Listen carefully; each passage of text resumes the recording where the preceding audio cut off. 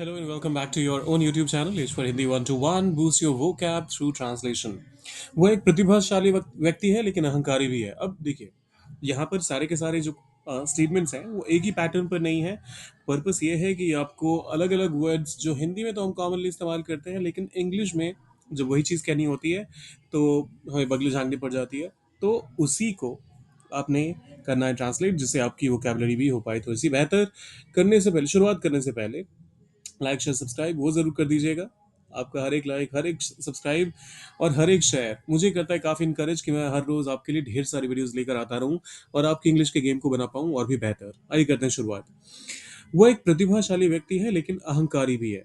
देखिए वो एक प्रतिभाशाली व्यक्ति है। सबसे पहले इस पार्ट को अगर हमें कहना हो इंग्लिश में तो हम क्या कहेंगे? ही इज वह है एक प्रतिभाशाली के लिए आप टैलेंटेड का इस्तेमाल कर सकते हैं। और व्यक्ति क्योंकि हमें यहाँ जेंडर पता नहीं है तो मैन मत कहिएगा। आप इंडिविजुअल का इस्तेमाल कर सकते हैं या फिर पर्सन का इस्तेमाल कर सकते हैं। मैं पर्सन कह रहा हूँ। So he is a talented person लेकिन अहंकारी भी है। बट एरोगेंट,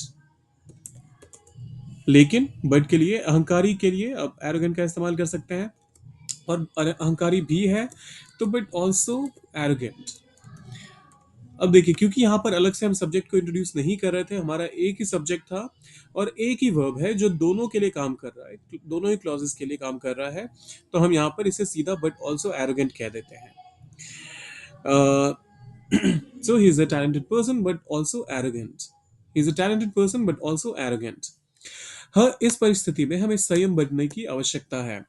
इस परिस्थिति में इसे हम बाद में ट्रांसलेट करेंगे या फिर आप चाहें तो पहले भी कह सकते हैं। मान लीजिए कह देते हैं in this situation. In this situation हमें आवश्यकता है। We need to, we need to. अब देखिए जो भी करने की जरूरत है उसके लिए आप एक्सरसाइज का इस्तेमाल करते हैं। मैं आगे पूरा बताता हूं कि क्या लॉजिक होता है। We need to exercise. अब संयम के लिए आप रिस्ट्रेन का इस्तेमाल कर सकते हैं। We need to exercise restrain.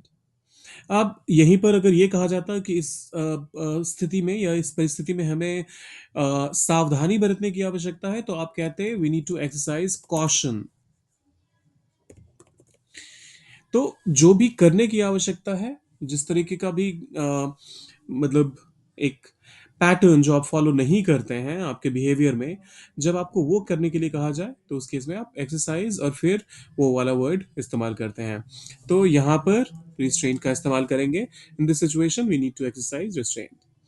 उन्होंने अपने विचारों को स्पष्ट और संक्षिप्त रूप में व्यक्त किया। उन्होंने व्यक्त किया। दे एक्सप्रेस्ड। दे एक्सप्रेस्ड क्या व्यक्त किया? अपने विचारों को। Their views. They expressed their views स्पष्ट और संक्षिप्त रूप में। तो इसके लिए आप कह सकते हैं क्लियरली। और क्लियरली स्पष्ट के लिए और संक्षिप्त में करने के लिए एंड कंसाइजली। कंसाइजली का मतलब होता है कि आपने पूरी बात भी कह दी और इस तरीके से कहा कि सामने वाले को मतलब बहुत लंबी चौड़ी कहानी नहीं सुननी पड़ी।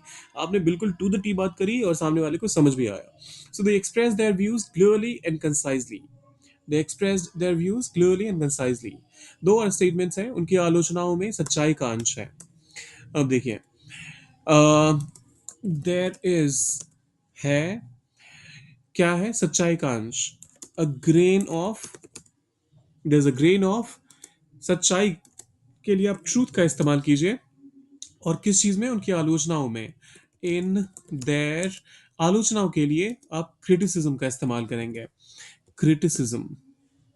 There is a grain of truth in their criticism. There is a grain of truth in their criticism.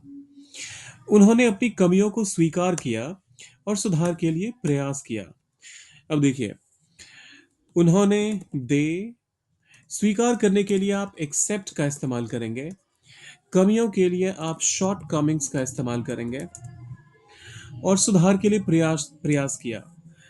Try का आप इस्तेमाल करेंगे प्रयास करने के लिए। और सुधार के लिए आप इम्प्रूवमेंट का इस्तेमाल करेंगे।